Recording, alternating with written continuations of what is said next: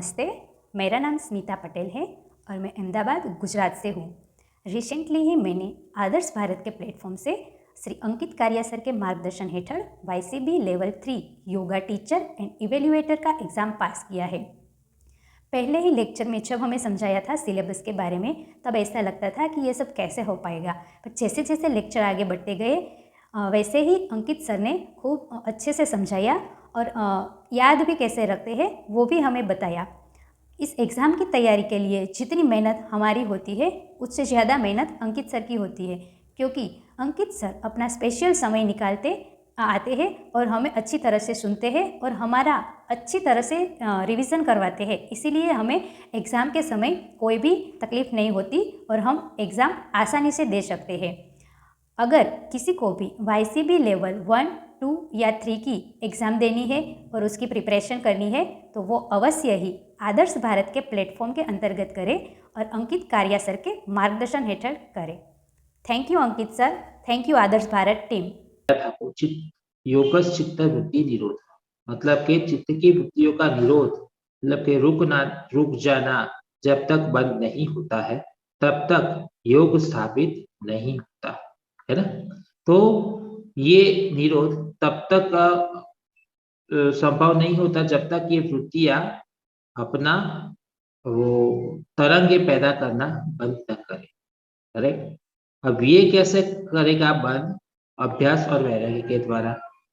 अभ्यास का अर्थ होता है क्रिया को बार बार दोहराते रहना, एक ही चीज को बार बार दोहराते रहना, है ना। और वैराग्य का अर्थ होता है कि आसक्ति रहित होना, राग रहित होना, और इसे ही मानसिक तटस्थता की अवस्था कहा जाता है।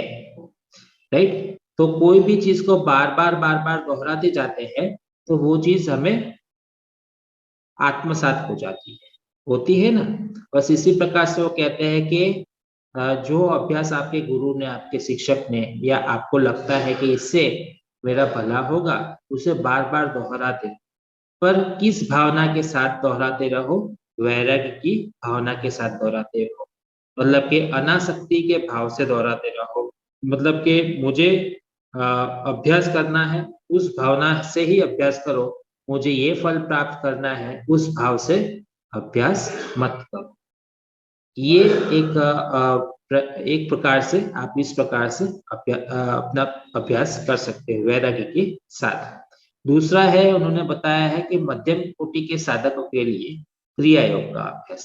तो क्रिया योग का अर्थ क्या होता है कि महर्षि पतंजलि द्वारा बताए गए क्रिया योग में उन्होंने तप, स्वाध्याय, ईश्वर प्रणिधान का वर्णन किया है। उन्होंने ये भी बताया है कि इनके अभ्यास से साधक योग के परम लक्ष्य को प्राप्त करता है ना। भगवान सांसारिक लोगों के लिए क्रिया योग बहुत अच्छा अभ्यास है। तीसरा है अष्टांग योग। तो अष्टांग योग बहिरंग साधन और अंतरंग साधन के मेल से बना है, जिसके अंतर्गत यम, नियम, आसन, प्राणायाम, प्रत्याहार, ये बहिरंग साधन जो अभ्यास की सिद्धि करती है, जो अभ्यास जिसके बारे में हमने ऊपर चर्चा की, अभ्यास और वैराग्य, उसकी बात चल रही है। तो बहिरंग साधन से अभ्यास की सिद्धि होती है, और धारणा, ध्यान, समाधि ये अंतरंग साधन है जिससे वैराग्य की सिद्धि प्राप्त होती है। कुल मिला के हमें अभ्यास और वैराग्य का अभ्यास करना चाहिए। अष्टांग योग का अभ्यास करना चाहिए, क्रिया योग का अभ्यास करना चाहिए, मतलब कि कर्मयोग, ज्ञान योग, भक्ति योग का अभ्यास करना चाहिए।